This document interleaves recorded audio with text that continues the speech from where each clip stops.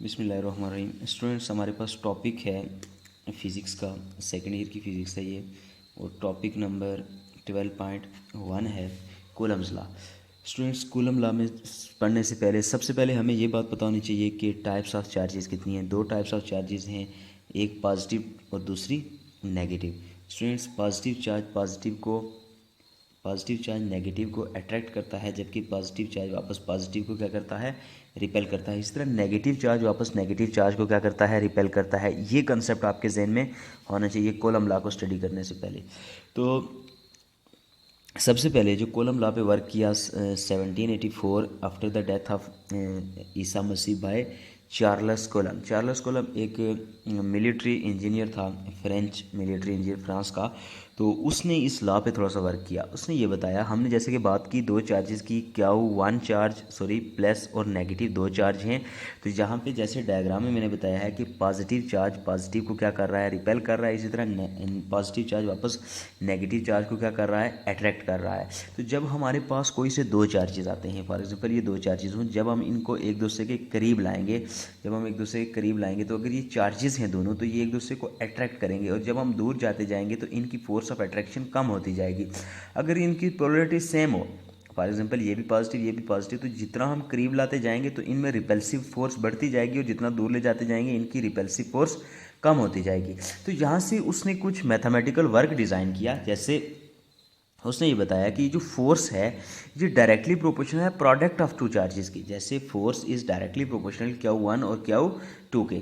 ये बात उसने कैसे की, जैसे कि हमारे पास ये एक चार्ज है, इसकी मैग्नीट्यूड बहुत ज़्यादा हो और दूसरे चार्ज की भी मैग्नीट्यूड बहुत ज़्यादा हो, तो जब हैवी चार्ज आपस में लाएंगे तो वो उनके, फॉर एग्जांपल ये दोनों मैग्नेट्स हों और बड़े हैवी मैग्नेट्स हों, तो जब हम इनको वापस अट्रैक्ट करने की कोशिश करेंगे, वापस इनको अपनी जब ये अट्रैक्ट करेंगे एक दूसरे के साथ और वापस हम इनको सेपरेट करने की कोशिश करेंगे, अलग करने की कोशिश करेंगे, तो हमारे लिए बड़ा टफ होगा, ये मुश्किल काम होगा, क्योंकि ये हैवी चार्जेस होंगे। अगर इसकी निस्बत दो लाइट मैग्नेट हो तो उनको सेपरेट करना बहुत आसान होता है हमारे लिए। तो यहाँ से हमें ये कंसेप्ट मिलता है कि जब मैग्नीट्यूड चार्जेस की ज़्यादा होती है तो उनके दरमियान फोर्स ऑफ अट्रैक्शन हो या रिपल्शन हो, वो भी ज़्यादा होती है। तो दूसरी इक्वेशन जो उसने बताई है वो ये है कि जब हम दो चार्जेस को दूर जाते हैं, सेपरेट होते हैं, चले जाते हैं, तो जितना रेडियस बढ़ता जाता है इतनी उनके दरमियान फोर्स ऑफ अट्रैक्शन हो या रिपल्शन हो वो कम होती जाती है।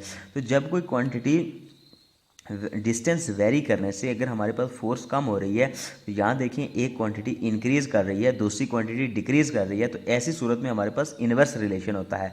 जो ऊपर हमारे पास पहली इक्वेशन बनी थी वो डायरेक्ट रिलेशन था, वो इस तरह के मैग्नीट्यूड बढ़ने से फोर्स भी बढ़ती थी, मैग्नीट्यूड कम होने से फोर्स कम होती थी, तो इसको हम बोलते हैं डायरेक्टली प्रोपोर्शनल। लेकिन यहाँ पे डिस्टेंस इंक्रीज होने से फोर्स डिक्रीज हो रही है, तो ये हमारे पास होगा इन्वर्स रिलेशन। तो जब हमारे पास ये दो इक्वेशंस आ गई, force F is equal to Q1 Q2 और force F is inversely proportional to 1/r²। तो इन दोनों को अगर हम ये करें कि F is proportional to Q1/Q2 divided by r², इन दोनों इक्वेशंस को हमने क्या किया, कंबाइन किया। ठीक है, तो इन इक्वेशंस को जब हमने कंबाइन किया तो हमारे पास क्या आया, F is directly proportional Q1 Q2/r²। अब ये बात है मैथमेटिक्स, ये रूल है कि जब हमारे पास कहीं पे भी ये प्रोपोर्शनलिटी कांस्टेंट आता है तो इसको ख़त्म करके हम कोई कांस्टेंट फिक्स करते हैं। तो यहाँ पे हम फर्जी एक कांस्टेंट के लगाते हैं, फिर हम इसको एक्सप्लेन करते हैं कि के में कौन कौन से कांस्टेंट आते हैं।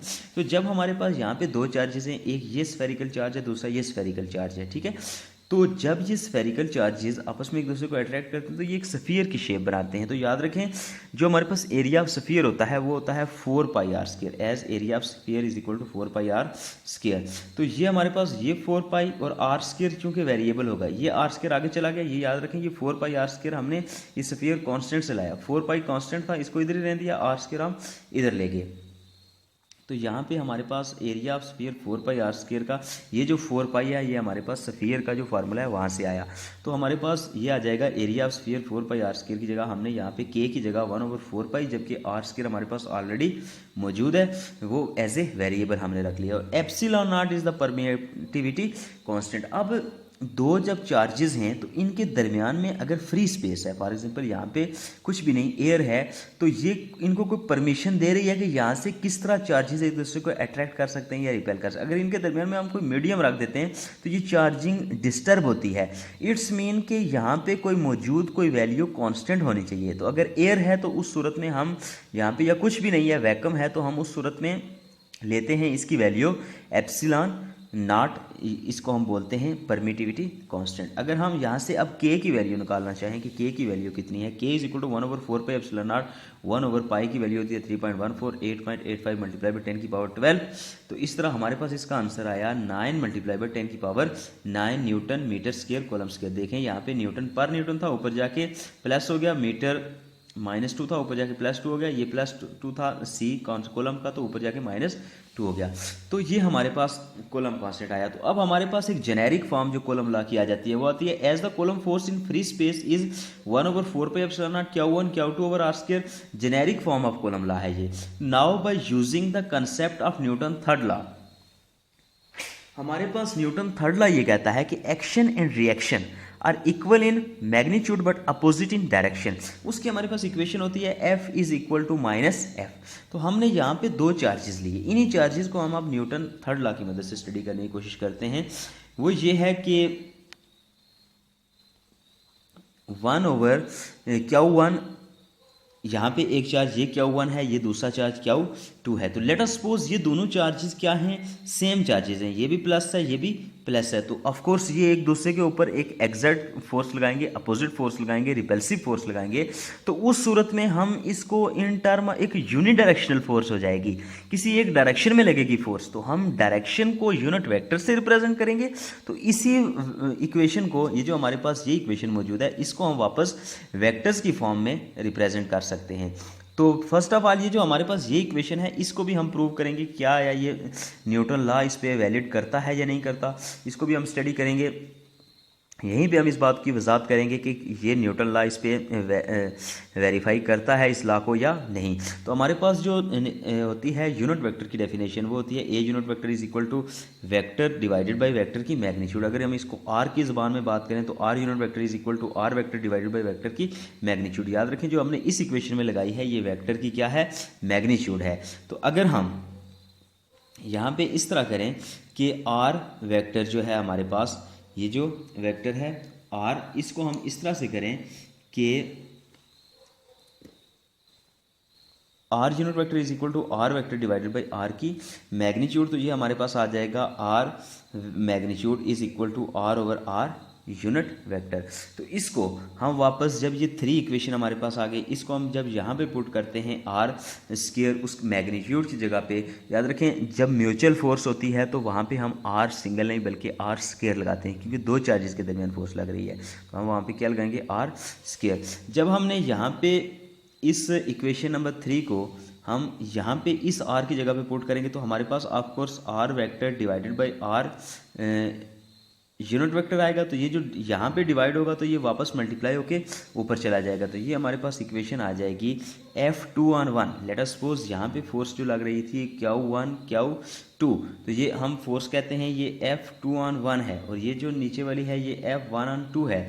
तो इन फोर्सेस के हमने अलग अलग से जब रिलेशन बनाए तो हमारे पास आया F2/1 is equal to 1/4 pi epsilon naught Q1 Q2 divided by R square, R unit vector 2/1, यानी कि ये जो मैग्नीट्यूड है, मैग्नीट्यूड म्यूचुअल है इसलिए इसके साथ 1 2 लिखने की ज़रूरत नहीं है, R स्क्वायर R2/1। अब हमारे पास ये बात एक्सप्लेन हो रही है कि force F2/1 second charge first charge पे क्या लगा रहा है, फोर्स लगा रहा है, और इसी तरह इसकी डायरेक्शन भी क्या है, फर्स्ट चार्ज के अपोजिट है। तो इसी तरह हम दूसरी इक्वेशन बनाते हैं Q2/1, F1/2 और F2/1 जिस तरह बनाई, तो हमारे पास यहाँ पे आएगा F1/2 is equal to 1/4 pi epsilon naught Q1 Q2 divided by R square R1/2। अब यहाँ से हमें एक बात वाजे हो रही है कि R2/1 और R1/2 ये एक दूसरे के एंटी हैं, एक दूसरे के अपोजिट डायरेक्शन में, लेकिन मैग्नीट्यूड हमें न्यूटन थर्ड लॉ कहता है कि सेम है। इट्स मीन हम लिख सकते हैं कि R1/2 is equal to -R2/1। ये चीज़ हम लिख सकते हैं ना कि R1/2 is equal to minus R211। तो अगर हम इस रिलेशन को लिख सकें तो फिर हम इस रिलेशन में ये करते हैं कि R211 ये एज इज रखा, इस इक्वेशन 4 और इक्वेशन 5 हमारे पास इक्वल हो जाएंगी, क्योंकि R211 is equal to minus R112 is equal to minus R211 है। तो इट्स मीन हम यहाँ R112 की जगह पे माइनस R21 लिख लेंगे। तो ये हमारे पास दोनों इक्वेशंस सेम हो जाएंगी इसकी एक साइड, तो हम इसको कंपेयर कर सकते हैं। तो जब हमने इसको कंपेयर किया, ये चीज़ कटिंग है 1/4 pi epsilon naught Q1 Q2 divided by R square R211, ये equation as it is equal to 1/4 pi epsilon naught Q1 Q2 divided by R square, और इसकी जगह पे हमने लिख दिया माइनस R21। ठीक हो गया। तो अब ये जो माइनस है इसको छोड़कर दोनों साइड्स हमारे पास क्या है, इक्वल हैं। ये भी किसके इक्वल है, फोर्स के इक्वल F112 के, और ये भी किसके इक्वल है, फोर्स के इक्वल F211। सिर्फ माइनस का इजाफा है तो हमने यहाँ पे माइनस लगा दिया। इट्स मीन जो हमारे पास इक्वेशन आई वो क्या आई, F211 is equal to minus F21। जो मैंने ऊपर बात की थी कि हमने प्रूव करना है कि क्या ये वेरीफाई करता है या नहीं, ये चीज़ हमने यहाँ से कैलकुलेशन से प्रूव कर दी कि ये न्यूटन थर्ड लॉ को सपोर्ट करता है। ये हमारे पास क्वेश्चन भी आता है कि does coulomb law support Newton third law, तो इसका आंसर क्या है, yes coulomb law support Newton third law. तो दूसरी बात ये आती है कि इन दो चार्जेस के दरमियान फॉर एग्जांपल हम कोई मीडियम रख देते हैं, यहाँ पे इसके दरमियान में कोई स्टील रख देते हैं, आयरन रख देते हैं, तो उस सूरत में हमारे पास इस फोर्स पे असर पड़ता है। तो वो हमारे पास जो बुक है वहाँ पे उनके कांस्टेंट्स की डिफरेंट वैल्यू दी हुई हैं, उसके लिए हम एप्सिलॉन आर इसको हम कहते हैं परमिटिविटी कांस्टेंट।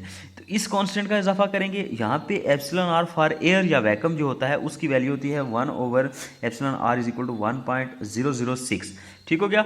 तो ये हमारे पास इक्वेशन आती है कूलम लॉ की in term of permittivity constant और इन टर्म ऑफ मीडियम। तो अब हमारे पास डिफरेंट मीडियम आ सकते हैं, हमें प्रॉब्लम दिया हो Q1 ये है, Q2 की वैल्यू इतनी है, रेडियस इतना है, जबकि उनके दरमियान मीडियम इतना है, तो इसकी वैल्यू कैलकुलेट करो। तो ये जो बुक पे आपके पास यहाँ पे मौजूद है, ये वैक्यूम है, इसी तरह दीगर वैल्यूज़ दी गई हैं। ये सारी वैल्यूज़ हमारे पास गिवन होती हैं किसकी, एप्सिलॉन आर की। तो हमें ये भी साथ बताया जाएगा कि रबड़ है उसका या टेफ्लॉन है, ट्रांसफार्मर कॉयल है, क्या है। ठीक है। तो उस सूरत में हम इजीली, ये वैल्यूज़ हमें याद होंगी तो हम इजीली एप्सिलॉन आर की जगह पे वो वैल्यू पुट करेंगे। याद रखें ये जो एप्सिलॉन आर है सिर्फ इसकी जगह पे ये वैल्यू पुट होंगी। एप्सिलॉन नॉट या 1/4 पाई एप्सिलॉन नॉट, ये जो सारा कांस्टेंट है ये हम पहले से क्या कर चुके हैं, कैलकुलेट कर चुके हैं इसकी वैल्यू, जो कि हमारे पास यहाँ पेज पे कैलकुलेटेड फॉर्म में मौजूद है। 9 multiply by 10⁹ newton metre square, और परमिटिविटी के केस में हम उस तरह से करेंगे। तो बाकी इस न्यूटन लॉ से हम, इस कूलम लॉ से हमारे पास एक क्वेश्चन इस तरह का भी आता है कि आर नेवर बी ज़ीरो, कि ये आर ज़ीरो नहीं हो सकता। जबकि हम अगर इन दो चार्जेस को, फॉर एग्जांपल ये जो दो चार्जेस हैं, इनको हम एक दूसरे के इतना करीब कर लेंगे ये इनकी सर्फेसिस एक दूसरे को टच कर रही हो, तो क्या उस सूरत में भी ये ज़ीरो नहीं हो सकता। तो हम कहते हैं नहीं हो सकता, क्योंकि हम इसका रेडियस सेंटर से लेते हैं। कहाँ से लेते हैं, सेंटर से। तो अगर इनकी सर्फेस टच भी हो जाए तो इनके सेंटर से फिर भी कुछ ना कुछ डिस्टेंस आर रह जाता है। तो डिनोमिनेटर जितना छोटा होगा, डिनोमिनेटर जितना छोटा होगा इतनी फोर्स की वैल्यू ज़्यादा आएगी। इट्स मीन हम ये कहेंगे कि जब सरफेस टच होगी तो उस वक्त फोर्स अट्रैक्टिव हो या रिपल्सिव हो, सबसे मैक्सिमम होगी। तो ये था हमारा आज का लेक्चर। तो इस हवाले से किसी भी किस्म का कोई क्वेश्चन हो तो आप पूछ सकते हैं। तो आई होप आपको समझ आई होगी। तो अल्लाह हाफिज़, मिलते हैं नेक्स्ट टॉपिक के साथ। अल्लाह हाफिज़।